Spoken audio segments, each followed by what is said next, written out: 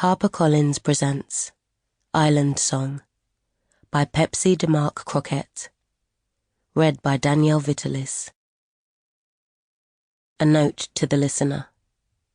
Some scenes contain hate speech, including racial slurs. Please listen with care. I dedicate this book to those who came before me, in loving memory of my sister, Tisha, and to James for taking me home. Part 1. Prologue. It was a summer morning in 1940. The sun would rise and bring with it the news that Canaries had lost many souls with the sinking of the Blue Bell. Of course, there were the souls of the people who died. 25 passengers and 3 crew members who drowned when the island ferry capsized. But the accident took something more from that remote coastal village in St Lucia. Something many of the villagers hadn't realized they'd lost. It took the hopes and dreams of a generation and replaced them with nightmares and a new folklore that made them wary of the waters that surrounded them. A terror that urged warnings on their children to steer away from any place they might find themselves lost.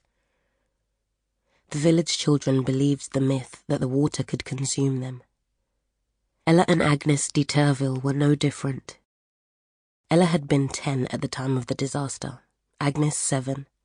Young, but old enough for the inconsolable lamentation that overtook their community on the West Coast to imprint itself on their young minds. A heavy melancholy enveloped the villagers for weeks after the sinking. The usual bawdy jokes and loud laughter exchanged between passers-by in the narrow streets conspicuously absent. Though most adults didn't speak about the tragedy in front of their children, the Deterville girl's father, Herbert, often did.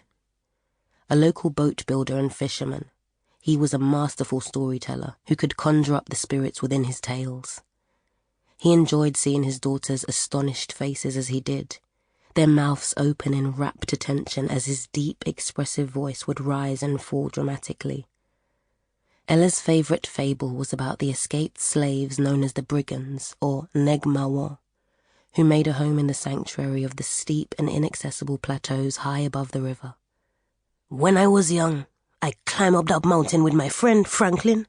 You know what we saw, Ella?" "What did you see, Papa?" Ella loved it when her father focused solely on her.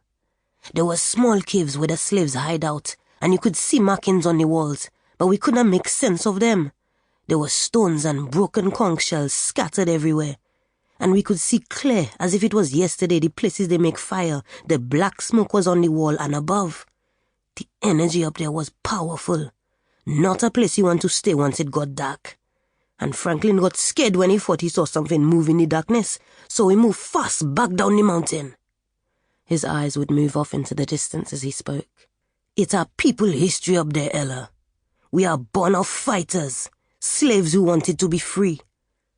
After his favourite meal of fried fish and breadfruit roasted on the coal pot, he would push his plate away and lean back in his chair, exhaling with a long sigh of contentment. By the light of 2 kerosene lamps, sitting at the back of their house with the soundtrack of the river flowing close by, their father would retell the story of the Blue Bell. "You know the boat sink because someone spot a whale and cry out?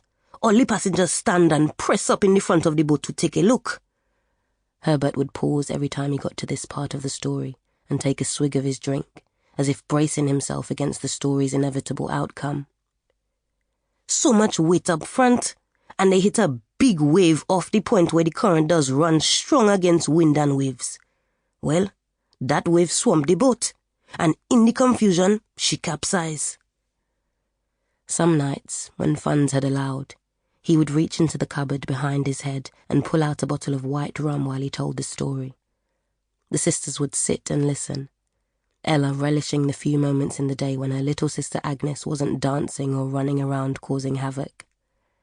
Agnes loved to dance for no reason, a little melody humming in her throat as she twirled and spun in the cool beneath the breadfruit tree outside their house.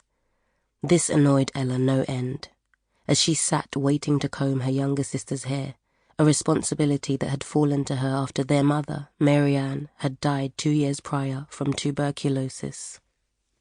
"Agnes, why you can't keep still and quiet? Stop moving your..." Sample complete. Ready to continue?